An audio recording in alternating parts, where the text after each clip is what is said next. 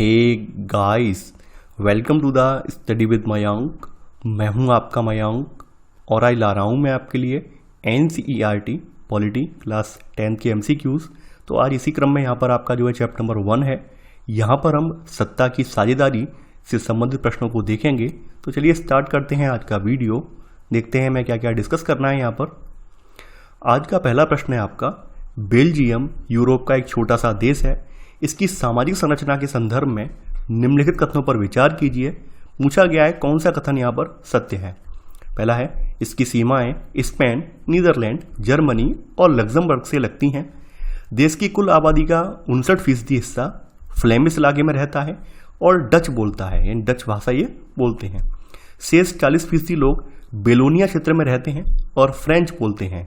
शेष 1% लोग जर्मन बोलते हैं। राजधानी ब्रसेल्स के 80% लोग डच बोलते हैं और 20% लोग फ्रेंच भाषा।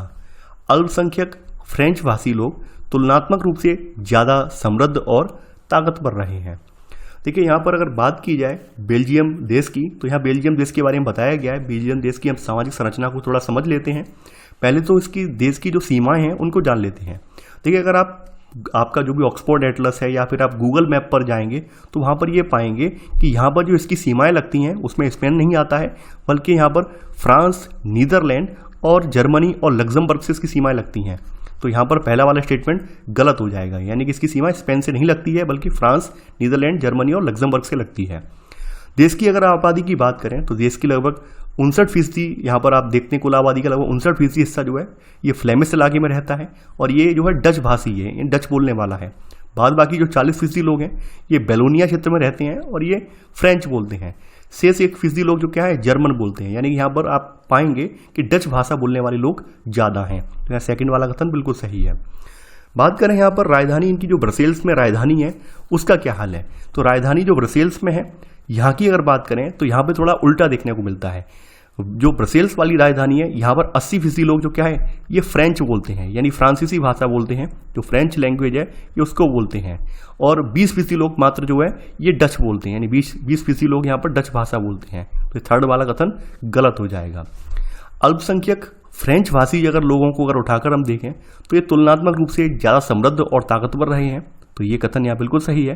तो इस वजह से यानी चूंकि यहाँ पर 1950-60 के दशक में फ्रेंच और डच बोलने वाले समूहों के बीच तनाव बढ़ने लगा और ऐसे करके यहाँ पर आप देखेंगे इसका सबसे ज़्यादा टकराव जो दोनों समुदायों का यहाँ पर निकल कर आया तो वो वहाँ की राजधानी ब्रसेल्स में सबसे ज़्यादा टकराव देखने को मिला। तो यहाँ पर वही सब चीज़ें बताई गई हैं कि ये टकराव की वजह क्या थी। टकराव की वजह आपका भाषाई आधार होना था, तो भाषाई आधार की वजह से ये टकराव हुआ। अब बाद में देखेंगे कैसे यहाँ पर बेल्जियम ने इसको सॉर्ट आउट किया है, कैसे बेल्जियम ने इसको निपटाया है, वो आगे हम देखेंगे। तो यहाँ पर आपका केवल दूसरा और चौथा कथन सही है, तो आंसर है आपका बी, केवल 2 और 4। क्वेश्चन नंबर 2 है अब आपका, श्रीलंका एक द्वीपीय देश है जो तमिलनाडु के दक्षिणी तट से कुछ किलोमीटर की दूरी पर स्थित है। इसकी सामाजिक संरचना के संदर्भ में निम्नलिखित कथनों पर विचार कीजिए। पूछा गया है कौन सा कथन यहाँ पर सत्य है। पहला है, श्रीलंका में सबसे प्रमुख सामाजिक समूह सिंहलियों का है जिनकी आबादी कुल जनसंख्या की 74% है। सिंहलियों के बाद तमिलों का नंबर आता है जिनकी आबादी कुल जनसंख्या में 18% है। तमिल रूप से दक्षिण और पश्चिमी प्रांतों में आबाद हैं। देखिए अगर हम बात की जाए श्रीलंका की तो श्रीलंका हमारा एक पड़ोसी देश है, ये हम सब जानते हैं। और यहाँ की अगर पॉपुलेशन की बात करें तो यहाँ सबसे बड़ी पॉपुलेशन सिंहलियों की है और इनकी पॉपुलेशन लगभग समूचे श्रीलंका की लगभग 74% है। तो पहला वाला कथन यहाँ पर बिल्कुल सही है। यहाँ पर इसके बाद आता है तमिलों का नंबर। सिंहलियों के बाद तमिलों का नंबर आता है जिनकी आबादी कुल 18% है। और यहाँ पर भी तमिलों में भी 2 समूह हैं। 2 समूह कौन कौन से हैं? एक तो भारत की तरफ से गए जो तमिल हैं, यानी भारत की ओर से तमिल जो वो तमिल गए हैं जो कि औपनिवेशिक शासन के दौरान यहाँ के बागानों में काम करने के लिए ले जाए गए थे, तो वो तमिल। और ऊपर से कुछ तमिल वहाँ पर पहले से पहुँच गए थे, व्यापार वगैरह के दौरान पहले से पहुँच गए थे। तो यहाँ पर ऐसे करके यहाँ पर मिली जुली पॉपुलेशन तमिलों की फिर बन जाती है और ये 18% हो जाती है। तो यहाँ सेकेंड वाला कथन यहाँ बिल्कुल सही है। तमिल आबादी मुख्य रूप से यहाँ बताया गया है दक्षिण और पश्चिमी प्रांतों में आबाद है। नहीं, तमिल आबादी मूल रूप से आप देखेंगे उत्तर और इनका जो पूर्वी वाला हिस्सा है उसमें तमिल आबादी की यहाँ पर बहुतायत है। तमिल आबादी सबसे ज़्यादा इन्हीं प्रांत में है, यानी उत्तर में और पूर्वी में, ना कि दक्षिण और पश्चिमी प्रांतों में। तीसरा वाला कथन यहाँ असत्य हो जाएगा। यहाँ पर पहला और दूसरा कथन सही है, तो आंसर है आपका सी, केवल 1 और 2। क्वेश्चन नंबर 3 है अब आपका, श्रीलंका की धार्मिक और भाषाई आबादी के संदर्भ में निम्नलिखित कथनों पर विचार कीजिए। पूछा गया है कौन सा कथन यहाँ पर असत्य है। पहला है, अधिकतर सिंहली भाषी लोग ईसाई हैं, जबकि तमिल भाषी लोगों में कुछ हिंदू हैं और कुछ मुस्लिम हैं। श्रीलंका की आबादी में ईसाई लोगों का हिस्सा 7% है और वे सिंहली और तमिल दोनों भाषाएं बोलते हैं। तो अगर हम बात की जाए यहाँ पर सिंहली भाषी लोगों की, तो सिंहली भाषी लोग बौद्ध हैं, ना कि ईसाई। यानी इनका जो धर्म है सिंहली लोगों का, ये धर्म इनका बौद्ध है, ना कि ईसाई धर्म। तो यहाँ पर पहला वाला कथन असत्य हो जाएगा। यानी अधिकतर सिंहली भाषी लोग बौद्ध हैं, जबकि तमिल भाषी लोग हिंदू भी हैं और मुस्लिम भी हैं। श्रीलंका की आबादी में अगर हम ईसाई लोगों की बात करें, तो ईसाई लोगों का हिस्सा यहाँ पर 7% है और ये सिंहली और तमिल दोनों भाषाएं ये बोलते हैं। तो सेकंड वाला कथन यहाँ सही है, पहला कथन असत्य है, तो आंसर है यहाँ पर केवल 1। क्वेश्चन नंबर 4 है अब आपका, श्रीलंका में बढ़ते बहुसंख्यकवाद से तमिल और सिंहली समुदायों के संबंध बिगड़ते चले गए। इस संदर्भ में निम्नलिखित कथनों में से कौन सा कथन सही नहीं है। पहला है, सन 1948 में श्रीलंका स्वतंत्र राष्ट्र बना। सिंहली समुदाय के नेताओं ने अपनी बहुसंख्या के बल पर शासन पर प्रभुत्व जमाना चाहा। 1956 में एक कानून बनाया गया जिसके तहत तमिल को दरकिनार करके सिंहली को एकमात्र राजभाषा घोषित कर दिया गया। विश्वविद्यालयों और सरकारी नौकरियों में सिंहलियों को प्राथमिकता देने की नीति भी चली और नया संविधान जो तैयार किया गया उसमें सरकार केवल बौद्ध मत को संरक्षण और बढ़ावा देगी। 1980 के दशक तक उत्तर पश्चिमी श्रीलंका में स्वतंत्र तमिल ईलम सरकार बनाने की मांग को लेकर अनेक राजनीतिक संगठन बने। श्रीलंका में दो समुदायों के बीच पारस्परिक अविश्वास ने बड़े टकराव का रूप ले लिया और यह टकराव गृह युद्ध में परिणत हो गया और 2009 में इस गृह युद्ध का अंत हुआ। देखिए, अगर बात की जाए तो श्रीलंका जो है 1948 में आज़ाद हुआ है और आज़ाद होने के बाद चूंकि यहाँ पर जो यहाँ की पॉपुलेशन थी 74% पॉपुलेशन यहाँ की सिंहली थी, तो यहाँ पर संविधान में कह सकते हैं यहाँ के जो भी राजनीतिक यहाँ का जो माहौल था उसमें सिंहलियों का वर्चस्व था। तो जो सिंहली नेता हैं उन्होंने यहाँ पर पूरी तरह से अपना कब्जा जो है शासन पर जमा लिया है। तो यहाँ पहला वाला कथन बिल्कुल सही है। 1956 में यहाँ पर इन्होंने एक कानून बनाया है और कानून बनाकर क्या किया है, केवल सिंहली को यहाँ पर राजभाषा घोषित कर दिया है और तमिल को साइड में फेंक दिया है। तो यहाँ सेकंड वाला कथन बिल्कुल सही है। विश्वविद्यालय या सरकारी नौकरियां जो भी हैं इनमें सिंहली भाषियों को प्राथमिकता दी गई है। और इसके अलावा जो नए संविधान है, नए संविधान में इन्होंने लोकतांत्रिक संविधान न अपनाकर केवल और केवल क्या किया है, केवल एक वर्ग विशेष को यहाँ पर लाभ पहुंचाने का काम किया है। तो नए संविधान के अकॉर्डिंग केवल एक धर्म को इन्होंने मान्यता दी है और वो है बौद्ध धर्म। बौद्ध मत को इन्होंने संरक्षण और बढ़ावा देने की नीति अपनाई है। तो आप देखेंगे इससे क्या हुआ, ऑब्वियसली बात है अविश्वास लोगों के अंदर पनपेगा और कुछ संगठन यहाँ पर उठ खड़े हुए हैं, खास करके तमिल संगठन जिनके साथ ये भेदभाव कह सकते हैं हो रहा था। तो वो लोग यहाँ पर उठ खड़े हुए हैं, हथियार उठा लिए हैं उन्होंने और एक जबरदस्त संघर्ष यहाँ पर देखने को मिलता है। तो ये 1980 के दशक तक यहाँ बोला गया उत्तर पश्चिमी नहीं, उत्तर पूर्वी श्रीलंका में, उत्तर पूर्वी श्रीलंका में आपका तमिल ईलम यानी कि जो आप लिट्टे के नाम से जिसे जानते होंगे, लिट्टे संगठन आपने सुना होगा, कई बार इसका नाम पूछा जाता है। इन Liberation Tigers for Tamil Eelam के नाम से है, इसको तमिल ईलम भी शॉर्ट में कहते हैं, वैसे लिट्टे नाम है पूरा। इन Liberation Tigers for Tamil Eelam, ये इन्होंने अपनी सरकार बनाने की मांग की, एक अलग पृथक क्षेत्र की मांग की। तो 1980 के दशक से यहाँ पर ये बार स्टार्ट हो गया, यानी युद्ध स्टार्ट हो गया। और आप जानते हैं इस युद्ध की वजह से लाखों बच्चों को कह सकते हैं उनके अपने माता पिता की वजह से जान गंवानी पड़ी, उनके माता पिताओं को जान गंवानी पड़ी। लाखों बच्चे यहाँ पर अनाथ हो गए, कई लाखों की संख्या में लोगों बेघर हो गए। तो आप देखेंगे इस युद्ध का कह सकते हैं हमें भी दुष्परिणाम झेलना पड़ा। यानी आपने पता होना चाहिए आपकी जो राजीव गांधी जी जो आपके पूर्व प्रधानमंत्री हैं उनकी हत्या जो हुई है वो इसी वजह से हुई। यानी उन्होंने यहाँ पर इंडियन आर्मी को भेज दिया था वहाँ पर एक अभियान को यहाँ पर चलाने के लिए, और खास करके जो ये तमिल संगठन है इसको कुचलने के लिए भेजा था ताकि जो वहाँ की सरकार है, वहाँ की सरकार जो शांति स्थापित करवा पाए। लेकिन उसका परिणाम जो एकदम नेगेटिव पड़ा, तो हमें भी यहाँ पर इससे क्षति उठानी पड़ी है। तो यहाँ पर 1980 के दशक तक ये कहाँ पर उभर कर आया है, उत्तर पूर्वी श्रीलंका में उभर कर सामने आया है। तो यहाँ पर डी वाला कथन असत्य है, यहाँ पर पश्चिमी लिखा हुआ है, पश्चिमी नहीं है बल्कि पूर्वी है। तो श्रीलंका में यहाँ पर कह सकते हैं दो गुटों के बीच जो अविश्वास था इसने एक बड़े युद्ध के रूप में यहाँ पर परिणत हो गया, ये गृह युद्ध में परिणत हो गया और 2009 में फाइनली ये एंड हुआ। तो यहाँ ई वाला कथन सही है। यहाँ पर केवल डी वाला कथन असत्य है, तो यहाँ पर आंसर होगा आप चौथे का डी। पांचवा प्रश्न है अब आपका, बेल्जियम में किए गए संवैधानिक सुधारों के संदर्भ में निम्नलिखित कथनों पर विचार कीजिए। पूछा गया है कौन सा कथन यहाँ पर सत्य है। पहला है, संविधान में प्रावधान है कि केंद्रीय सरकार में डच और फ्रेंच भाषी मंत्रियों की संख्या समान रहेगी। कुछ विशेष कानून तभी बन सकते हैं जब दोनों भाषाई समूह के संसदों का बहुमत उसके पक्ष में हो। राज्य सरकारें केंद्रीय सरकार के अधीन नहीं हैं। ब्रुसेल्स में अलग सरकार है और इसमें फ्रेंच समूह का प्रतिनिधित्व है। केंद्रीय और राज्य सरकारों के अलावा यहाँ एक तीसरे स्तर की सरकार भी है, यानी कि सामुदायिक सरकार, और इस सरकार का चुनाव एक ही भाषा बोलने वाले लोग करते हैं। देखिए, अगर बात की जाए तो बेल्जियम ने जो अपने यहाँ जो भाषा का विवाद था, खास करके जो भाषाई विवाद था, उसको बड़े कह सकते हैं विवेकपूर्ण ढंग से निपटाया ताकि कोई संघर्ष की स्थिति ना क्रिएट हो, कोई यहाँ पे तनाव की स्थिति क्रिएट ना हो। उन्होंने पूरी तरह से यहाँ पर इसको निपटाया। वहीं श्रीलंका इस तनाव को निपटाने में असफल रहा। इस वजह से उसको जो है लंबा एक गृहयुद्ध भी झेलना पड़ा है। तो यहाँ पर अगर बात करते हैं तो यहाँ पर जो इन्होंने ये बात कही है कि केंद्रीय जो सरकार है इसमें डच और फ्रेंच भाषी मंत्रियों की संख्या बिल्कुल समान रहेगी। और मान लीजिए किसी विशेष मुद्दे पर हमें कानून बनाना है तो उसके लिए दोनों भाषाई समूह के सांसदों का बहुमत होना चाहिए। तो पहला वाला कथन यहाँ बिल्कुल सही है। दूसरी बात ये थी कि यहाँ पर जो राज्य थे, यानी बेल्जियम के भीतर जो प्रांत या राज्य थे, उनको स्वतंत्रता दी गई और खास करके वो इनके अधीन नहीं थे। तो यहाँ पर राज्य सरकारें केंद्रीय सरकार के अधीन नहीं हैं। यहाँ पर ये देखने को मिलता है, यानी अमेरिका के संविधान की तरह, न कि भारत के संविधान की तरह। तो यहाँ पर राज्य सरकारें उन्हें स्वायत्तता दी गई और ये केंद्र सरकार के अधीन नहीं है।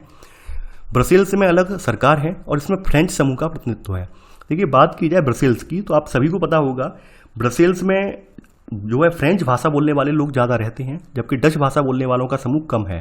तो ब्रसेल्स की समस्या कैसे निपटाई जाए, तो यहाँ पर यह किया गया कि ब्रसेल्स में अलग सरकार है और इसमें दोनों समुदायों का समान प्रतिनिधित्व रखा गया।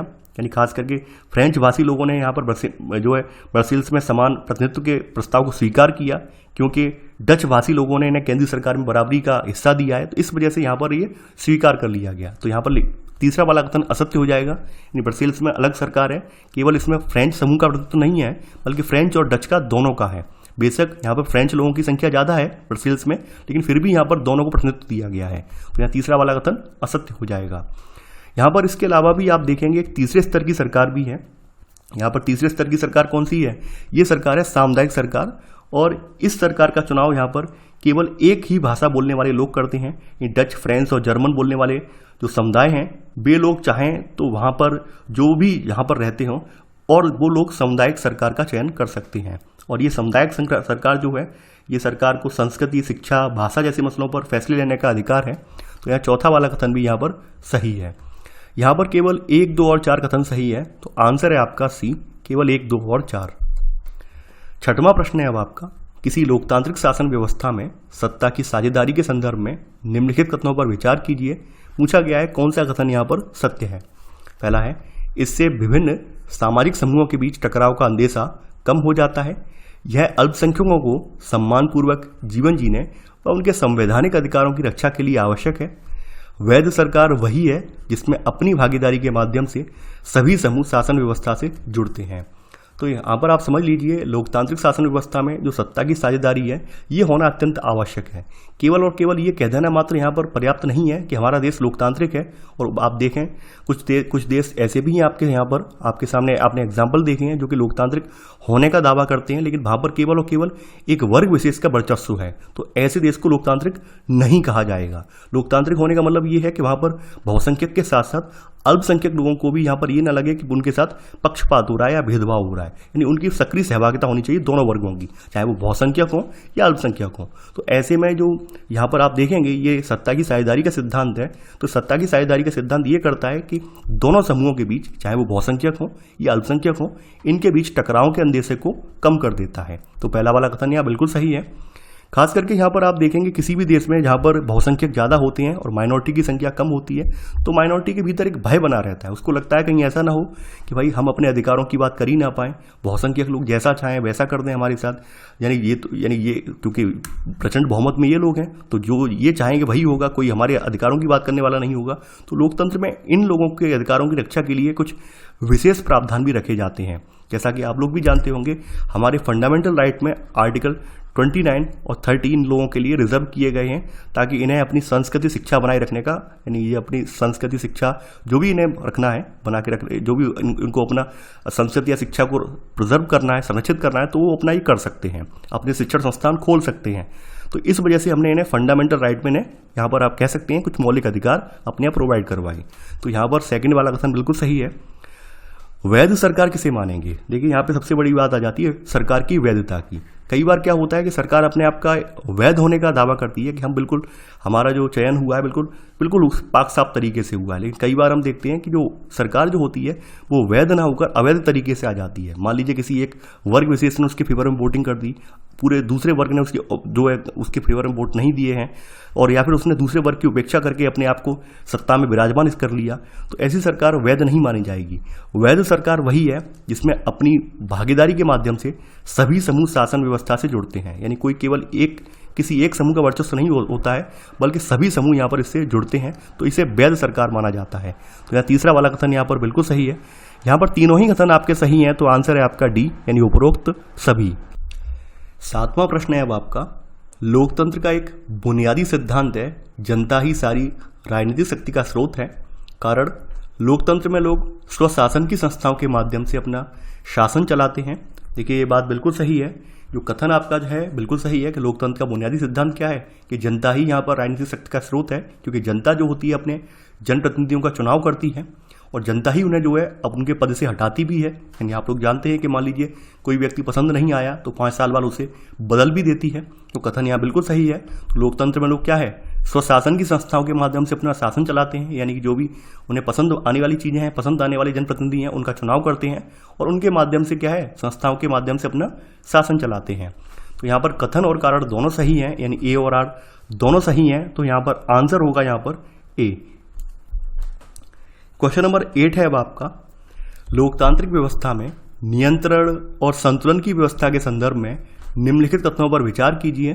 पूछा गया है कौन सा कथन यहाँ पर असत्य है, यानी कि जो नियंत्रण और संतुलन की व्यवस्था वाला सिद्धांत है इसके संदर्भ में यहाँ पर कौन सा कथन गलत है, ये आपको बताना है। यहाँ पर पहला है, शासन के विभिन्न अंग जैसे विधायिका, कार्यपालिका और न्यायपालिका के बीच सत्ता का बंटवारा रहता है। शासन के तीनों अंगों में इस प्रकार के शक्ति वितरण को सत्ता का ऊर्ध्वाधर वितरण कहेंगे। देखिए अगर बात की जाए तो नियंत्रण और संतुलन की व्यवस्था के बीच हमारे यहाँ ये आता है कि हमारे यहाँ जो शासन के जो अंग हैं, प्रमुख अंग हैं, जैसे विधायिका, कार्यपालिका, न्यायपालिका, इनके बीच सत्ता का बंटवारा हुआ है। और आपने देखा होगा कि यहाँ पर सबकी सीमाएं तय की गई हैं, यानी कोई किसी के क्षेत्र में जाकर अतिक्रमण नहीं कर सकता है। यानी संसद जो है, यानी कि जो आपकी संसद जिसमें कार्यपालिका आपकी विधायिका रहती है, ये अपनी मनमर्जी से कोई ऐसा कानून नहीं बना सकते हैं जिससे कि मौलिक अधिकारों का हनन होता हो। और मान लीजिए ऐसा कोई कानून बना देते हैं तो उस कानून को निष्प्रभावी करने का काम किसका है, न्यायपालिका का है। तो यहाँ पर आप देख सकते हैं कि हमारे यहाँ एक तरह का बैलेंस बना हुआ है, नियंत्रण और संतुलन बना हुआ है, और इस वजह से ही हमारे यहाँ लोकतंत्र कायम भी है। तो पहला वाला कथन यहाँ बिल्कुल सही है। दूसरा कथन यहाँ पर आपको ध्यान देना है स्टेटमेंट पर कि शासन के तीनों अंगों में इस प्रकार के शक्ति वितरण को सत्ता का ऊर्ध्वाधर वितरण कहते हैं। ऊर्ध्वाधर का मतलब होता है वर्टिकल, यानी वर्टिकल शब्द आपने सुना होगा, यानी लंबवत। ये जो हिस्सा है लंबवत है, सॉरी मैं बना देता हूँ लाइन, ये लंबवत है, ठीक है, ये लंबवत है। अब देखिए लंबवत का मतलब क्या होता है कि एक हायरार्की बनी हुई है कि भाई यहाँ पर सबसे ऊपर ये, फिर इसके बाद ये, फिर इसके बाद ये आएगा, जबकि इसमें ऐसा नहीं है, ये क्षैतिज वितरण होता है। यानी कि ये जो वितरण है ये वर्टिकल ना होकर बल्कि क्षैतिज वितरण है, ठीक है, यानी कि ये क्षैतिज रूप से वितरण है। क्षैतिज का मतलब क्या है कि सभी की शक्तियां समान हैं, चाहे वो न्यायपालिका हो, कार्यपालिका हो, विधायिका हो, सबकी शक्तियां समान हैं, सबके अपने अपने कार्य क्षेत्र हैं। यहाँ पर कोई ऐसा नहीं है कोई, यानी न्यायपालिका सबसे ऊपर हो या संसद सबसे ऊपर हो, ऐसा बिल्कुल भी नहीं है, या विधायिका सबसे ऊपर हो या कार्यपालिका ऊपर हो, नहीं, सब बैलेंस है, समान है। तो इस तरह के वितरण को क्षैतिज वितरण कहा जाता है, ना कि ऊर्ध्वाधर वितरण। तो यहाँ पर सेकंड वाला कथन असत्य हो जाएगा। यहाँ पर पूछा गया है कौन सा कथन असत्य है, तो यहाँ पर 8वें का आंसर होगा आपका बी। 9वां प्रश्न है अब आपका, हमारे देश में कार्यपालिका सत्ता का उपयोग करती जरूर है, पर यह संसद के अधीन कार्य करती है। कारण, न्यायपालिका की नियुक्ति कार्यपालिका करती है, पर न्यायपालिका ही कार्यपालिका पर और विधायिका द्वारा बनाए कानूनों पर अंकुश रखती है। देखिए हमने आपको अभी बताया है प्रीवियस क्वेश्चन में कि हमारे यहाँ नियंत्रण और संतुलन की व्यवस्था का सिद्धांत हमारे यहाँ कायम है। यानी कि ये इन तीनों में, ये सरकार के तीनों अंग हैं, कार्यपालिका, विधायिका, न्यायपालिका, इनमें हमने शक्ति का संतुलन बनाए रखने के लिए यहाँ पर हमने इस तरह का सिद्धांत यहाँ पे पारित किया है ताकि कोई किसी के में आक्रमण ना करे। तो कमाल की बात यह है कि हमारे देश में कार्यपालिका जो है वो सत्ता का उपयोग करती है, लेकिन फिर भी संसद के अधीन है। संसद के अधीन क्या है, यानी उसे अपने कार्यों के लिए उसको जो है जवाबदेह होना पड़ता है। उसको अपने कार्यों के लिए संसद में बताना पड़ता है कि भाई हमने ये कदम उठाया तो क्यों उठाया। विधायिका वहाँ पर उनसे प्रश्न पूछती है। तो कथन यहाँ बिल्कुल सही है। कारण बताया गया है कि भाई जो न्यायपालिका है वास्तव में इसकी नियुक्ति में कार्यपालिका का भी योगदान होता है, कार्यपालिका करवाती है इसकी नियुक्ति, लेकिन फिर भी न्यायपालिका जो है जरूरत पड़ने पर कार्यपालिका और विधायिका के द्वारा जो कोई बनाए हुए कानून है इन पर अंकुश भी रखती है। मान लीजिए कभी कभी ये अपने कार्यक्षेत्र से बाहर के कानून बना देते हैं या फिर संविधान के नियमों को दरकिनार कर देते हैं, तो ऐसी स्थिति में न्यायपालिका क्या करती है, इन पर अंकुश लगाती है। तो यहाँ पर कथन और कारण दोनों सही हैं, तो यहाँ पर आंसर होगा यहाँ पर ए, यानी ए और आर दोनों सही हैं और आर ए का सही स्पष्टीकरण है। 10वां प्रश्न है अब आपका, सरकार के विभिन्न स्तरों पर होने वाले सत्ता के बंटवारे के संदर्भ में निम्नलिखित कथनों पर विचार कीजिए। पूछा गया है कौन सा कथन यहाँ पर सत्य है। पूरे देश के लिए बनने वाली ऐसी सामान्य सरकार को अक्सर संघ या केंद्र सरकार कहते हैं। प्रांतीय या क्षेत्रीय स्तर की सरकारों को भारत में स्थानीय सरकार कहते हैं। राज्य सरकारों से नीचे स्तर की सरकारों में नगरपालिका और पंचायतें आती हैं। अगला है उच्चतर और निम्नतर स्तर की सरकारों के बीच सत्ता के ऐसे बंटवारे को क्षैतिज वितरण कहा जाता है। देखिए अगर हम बात करें अपने देश की, तो हमारे देश में जो पूरे देश के लिए सरकार होती है अक्सर हम उसके लिए क्या यूज करते हैं शब्द, उसके लिए संघ या फिर सेंट्रल गवर्नमेंट, केंद्र सरकार उसको कहते हैं। तो पहला वाला कथन यहाँ बिल्कुल सही है। हमारे यहाँ प्रांत या क्षेत्र भी हैं जिनको हम राज्य के नाम से जानते हैं, और ऐसी सरकारों को भी प्रांत या क्षेत्रीय सरकार, इस तरह की सरकार हैं, इनको हम स्थानीय सरकार नहीं कहते हैं बल्कि हम राज्य सरकारें कहते हैं, यानी इसको हम राज्य सरकार कहते हैं। ठीक है, तो यहाँ पर सेकंड वाला कथन असत्य हो जाएगा। राज्य सरकारों के नीचे भी हमने हमारे यहाँ जो शासन की, क्योंकि हमारे यहाँ शासन की त्रिस्तरीय पद्धति अपनाई हुई है और इसको 73 और 74 में संविधान संशोधन के जरिए मान्यता मिली हुई है। त्रिस्तरीय पद्धति को आप जानते होंगे, स्थानीय निकाय जो हमारे यहाँ बनाए गए हैं, नगर पालिका और पंचायतें, ग्राम पंचायतें, तो इनको 73वां 74वां संविधान संशोधन हुआ है, उसके जरिए मान्यता दी गई है। तो उनमें आप देखेंगे कि राज्य सरकारों के नीचे हमारे यहाँ, इनके नीचे के स्तरों की सरकारों में हमारे यहाँ नगर पालिका और पंचायतें आती हैं। तो तीसरा वाला कथन यहाँ बिल्कुल सही है। अब यहाँ पर ध्यान देना आप चौथे वाले कथन पर, यहाँ पर बताया गया है कि उच्चतर और निम्नतर स्तर की सरकारों के बीच सत्ता के ऐसे बंटवारे को क्षैतिज वितरण कहा जाता है। नहीं, देखिए क्षैतिज का मतलब यही है कि सब समान है, ये भी समान है, ये भी समान है, यानी कि सेंट्रल गवर्नमेंट भी समान है, ठीक है, और आपकी स्टेट गवर्नमेंट भी समान है, और आपकी जो लोकल गवर्नमेंट है ये भी समान है, सबको बराबर अधिकार है। इसका मतलब ये हो गया क्षैतिज वितरण का। ऊर्ध्वाधर का मतलब ये हो गया कि सेंट्रल गवर्नमेंट सबसे ऊपर है, उसके बाद फिर स्टेट गवर्नमेंट आ जाती है, और फिर उसके बाद जो है यहाँ पर आप कहेंगे लोकल गवर्नमेंट आ जाती है, यानी स्थानीय गवर्नमेंट आ जाती है, यानी सबसे ऊपर सेंट्रल गवर्नमेंट है। यानी मान लीजिए आप एग्जाम्पल लेते हैं कि लोकल गवर्नमेंट ने कोई अपना कानून बनाया या कोई अपनी प्रक्रिया अपनाई, और वो प्रक्रिया संविधान के या फिर ऐसा है कि लोकतंत्र के नियमों के खिलाफ है, तो यहाँ पर स्टेट गवर्नमेंट इस पर अंकुश लगा सकती है। अब हो सकता है स्टेट गवर्नमेंट ने कोई कानून पारित किया हो, वो कानून जो है लोकतंत्र के नियमों के अगेंस्ट हो, या फिर जो सरकार की पॉलिसी है, सेंट्रल गवर्नमेंट की पॉलिसी है, उसके अगेंस्ट हो, तो ऐसे में यहाँ पर सेंट्रल गवर्नमेंट का बनाया हुआ कानून प्रभावी होता है। तो इस वजह से यहाँ पर जो हायरार्की जो बनी हुई है, ये यहाँ पर ऊर्ध्वाधर वितरण है, यानी यहाँ पर वर्टिकल जो वितरण है वो किया गया है, ऊर्ध्वाधर वितरण किया गया है, ना कि क्षैतिज वितरण। यानी यहाँ पर आप देखेंगे कि यहाँ पर अधीनता है, ठीक है, यानी अधीनता किसकी है, यानी मान लीजिए लोकल गवर्नमेंट है, लोकल गवर्नमेंट स्वतंत्र नहीं है, लोकल गवर्नमेंट की जवाबदेही किसके प्रति है, स्टेट गवर्नमेंट के प्रति है, यानी कि इनको रेगुलेट करने का काम किसका है, स्टेट गवर्नमेंट का है। वैसे ही स्टेट गवर्नमेंट को रेगुलेट करने का काम किसका है, सेंट्रल गवर्नमेंट का है। सेंट्रल गवर्नमेंट इनके संबंध में कानून बनाती है संसद के जरिए, इन पर अंकुश भी लगाती है। तो इस तरह के वितरण को हम ऊर्ध्वाधर वितरण कहते हैं, ना कि क्षैतिज वितरण, क्योंकि समान नहीं है, ये समान नहीं है, बल्कि ये ऊर्ध्वाधर यहाँ पर इनका वितरण किया गया है। तो चौथा वाला कथन यहाँ पर असत्य हो जाएगा। देखिए यहाँ पर पहला और तीसरा कथन सत्य है, तो आंसर होगा आपका सी, केवल 1 और 3। 11वां प्रश्न है अब आपका, आधुनिक लोकतांत्रिक व्यवस्थाओं में सत्ता की साझेदारी के रूपों के संदर्भ में निम्नलिखित कथनों पर विचार कीजिए। पूछा गया है कौन सा कथन यहाँ पर असत्य है। सत्ता का बंटवारा विभिन्न सामाजिक समूहों, मसलन भाषाई और धार्मिक समूहों के बीच भी हो सकता है। बेल्जियम में सामुदायिक सरकार इस व्यवस्था का एक अच्छा उदाहरण है। सत्ता के बंटवारे का एक रूप हम विभिन्न प्रकार के दबाव समूह और आंदोलनों द्वारा शासन को प्रभावित और नियंत्रित करने के तरीके में भी लक्ष्य कर सकते हैं। देखिए, आप ये देखेंगे कुछ देशों के संविधान और कानून में इस बात का प्रावधान है कि वहाँ पर जो सामाजिक रूप से कमजोर समुदाय हैं और महिलाएं हैं, इनको विधायिका और प्रशासन में हिस्सेदारी दी जाए। तो इस तरह की जो पद्धति को हमने क्या कह दिया है, इसको हमने आरक्षित चुनाव प्रणाली वाली पद्धति कहा है।